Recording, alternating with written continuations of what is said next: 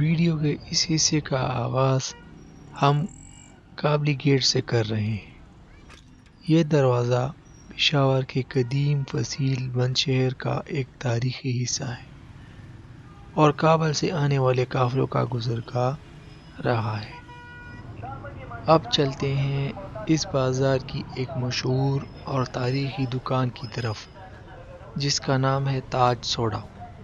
تاج soda shop 1936 میں قائم ہوئی تھی اور اس وقت سے لے کر آج تک یہ پشاور کی پہچان بنی ہوئی ہے۔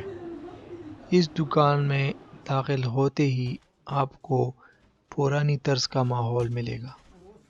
لکڑی کی بینچیں اور سادہ مگر دلکش انداز میں سجایا ہوا یہ تاریخی مقام اپنی ایک الگ پہچان رکھتا ہے۔ تاج سوڈا کے خاص فلیور میں لیمن سوڈا، دودھ سوڈا، ایپل سوڈا، اورنج، بلو بیری، انار اور جنجر سوڈا شامل ہے۔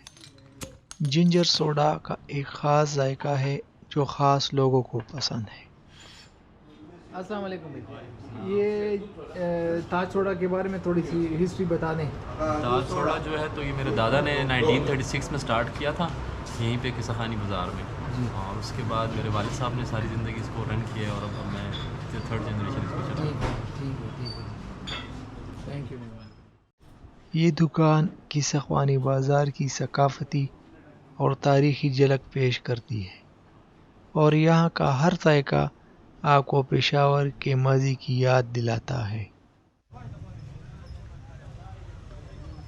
تاج سوڈا کے بالکل سامنے الشیخ فرائی چکن کی دکان ہے۔ میں نے وہاں مشہور چکن فرائی کا وزٹ کیا جو کافی مزیدار لگ رہا تھا۔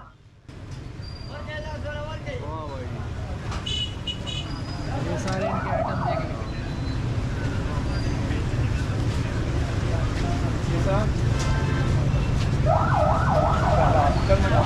اچھا، یہ 1968 سے یہ دکانیں دیکھ رہے ہیں۔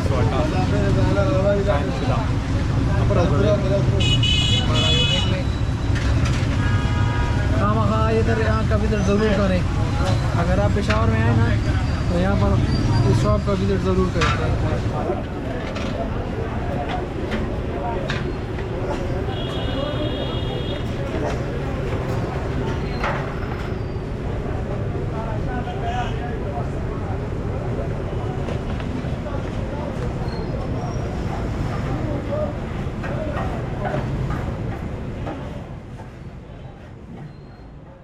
میں نے سوچا کہ آج کچھ خاص ٹرائی کرتے ہیں۔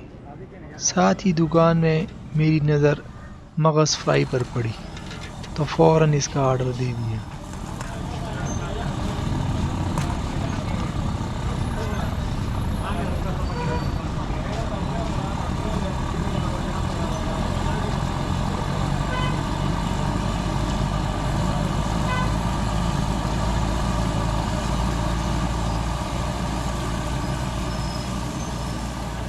تقریباً 10 منٹ میں یہ تیار ہو کر پیش کیا گیا اور یقین کریں اس کا ذائقہ واقعی لاجواب تھا۔ دوپہر کے کھانے کی بھوک مٹانے کے بعد میں قصہ خوانی بازار کی جانب روانہ ہوا تاکہ مشہور فوڈ شاپس کا وزٹ کر سکوں۔ ان میں سر فہرست چنا بوٹی چاول کی دکان ہے جس کا ذائقہ بے حد لذیذ ہے۔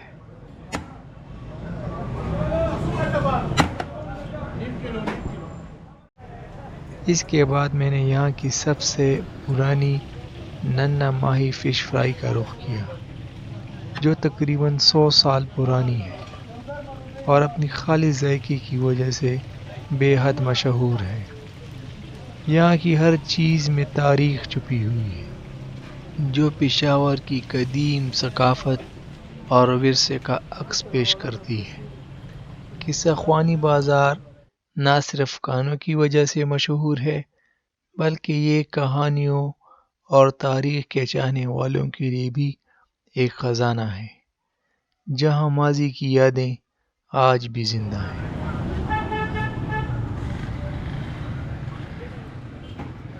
آخر میں نے تازہ اور ریفریشنگ انار کا جوس پیا جس سے طبیعت بالکل تر و تازہ ہو گئی۔